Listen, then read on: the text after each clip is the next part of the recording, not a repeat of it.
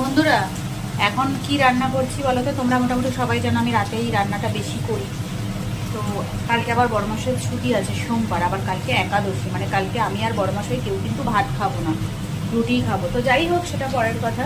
দেখো, এখানে কুমড়ো আলু ভাজছি, বেগুন আছে, অল্প একটু বেগুন আছে, মানে অর্ধেক বেগুন আছে, কিন্তু সে বেগুনটা আমি দিলাম না, থাক, কুমড়ো দিয়ে আলু দিয়ে করে দিই, কালো জিরে কাঁচা লঙ্কা দিয়ে।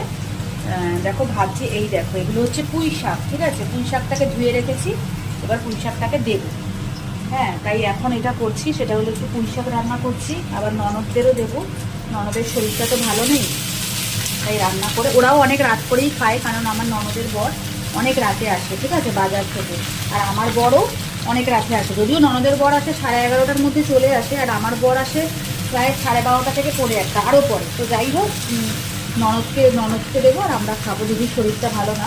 তো দেখো, এখানে পুঁই শাক রান্না করছি, আর এইখানে দেখো এই ডিম সেদ্ধ করা রয়েছে। ডিমটা কিন্তু ঝোল করবো না, ঝোল করতে গেলে না দেরি হয়ে যাবে, বুঝলে? আলু ফালু কেটে মশলা কষিয়ে, মানে তারপর আবার জল দেবো, সেই জলটা ফুটবে, এত কিছু আমার সময় নেই। ডিমটাকে ভাপা করব, ঠিক আছে? ডিমটাকে ভাপা করবো হচ্ছে কী করে আমি বলে দিচ্ছি, দাঁড়াও, চিমনিটা বন্ধ করে দিই। ডিমটা ভাপা করব কী করে বলো তো? এই দেখো, হালকা একটু পেঁয়াজ ভাজবো, ঠিক আছে? একটুখানি পেঁয়াজ আর রসুন হালকা তেলে ভেজে নেবো, এই পুঁই শাকটা হয়ে গেলে ভেজে। তারপর শিলনোড়াতে পোস্ত, আমার পোস্ত একটু কম আছে, তোমরা পোস্তই দেবে, সর্ষে দেবে না, কিন্তু আমার পোস্তটা কম আছে দেখে আমি একটু সর্ষে মেশাবো। আর আমার খেয়াল ছিল না যে আমার পোস্ত অল্প আছে, নাহলে আমি পোস্তটা আরেকটু নিয়ে আসতাম। তো যাই হোক, পোস্ত কম আছে দেখে একটু সর্ষে দেবো, পোস্ত দেবো। আর পেঁয়াজ আর রসুনটাকে ভালো করে ভেজে নেবো, তেলে ভেজে তারপর ওই সর্ষে, পোস্ত, পেঁয়াজ রসুন, ভাজা পেঁয়াজ রসুন একসাথে শিলে বাটবো, বেটে তারপর টিফিন কারির মধ্যে ওই যে সেদ্ধ ডিমগুলো আছে না, ডিমগুলোকে মাঝখান থেকে একটু কেটে হালকা ভেজে নেব।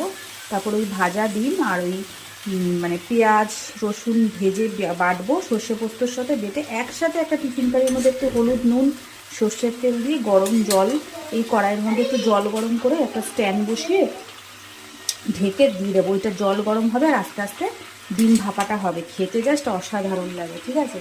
তো চলো, তারপর রান্নাটা করে নিই, ঠিক আছে? সবাইকে শুভরাত্রি, পরে আবার আসছি, কারণ শুনতে মনে হয় পুঁই শাক আর ডিম, করতে কিন্তু সময় লাগে, তাই না? তো চলো।